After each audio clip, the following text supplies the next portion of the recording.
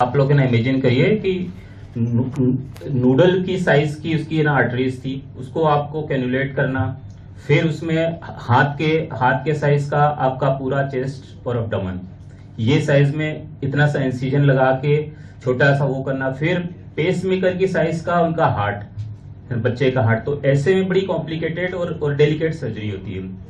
But उसमें ये होता है कि आपका स्मॉल स्मॉल स्टेप्स में छोटा, और आपको बिल्कुल ना डेलिकेटली आपको वो वाली सर्जरी आपको करनी पड़ती। तो फिर हम लोगों ने उनका लेफ्ट साइड से चेस्ट खोल के एक पहले होती है पेसिंग लीड को इम्प्लांट किया जाता है, हार्ट के ऊपर स्टिच किया जाता है। हार्ट को स्टिच करने के बाद में उसको पेस मेकर से कनेक्ट किया जाता है। पेस मेकर हमने उनका अब्डोमेन के अंदर रखा, पेट के अंदर सेम इंसिजन से पेट में इंसिजन लगा के उसको रखा। फिर उसके बाद हम लोग उसको ये कर पाए।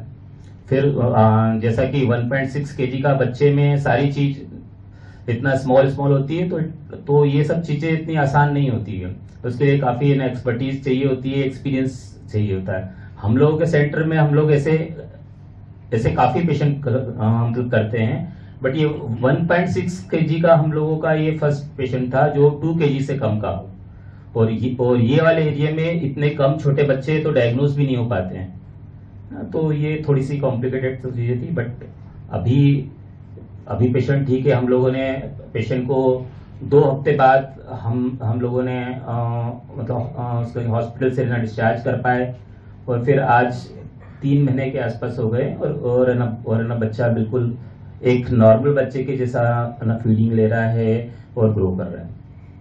तो ये थोड़ा सा रहता है, बट ये बेसिकली तो टाइम पे डायग्नोस होना बड़ा जरूरी है। टाइम पे डायग्नोस होना, फिर उसको प्रॉपर ना ट्रीटमेंट और केयर मिलना, तो ये सब चीजें जरूरी होती है।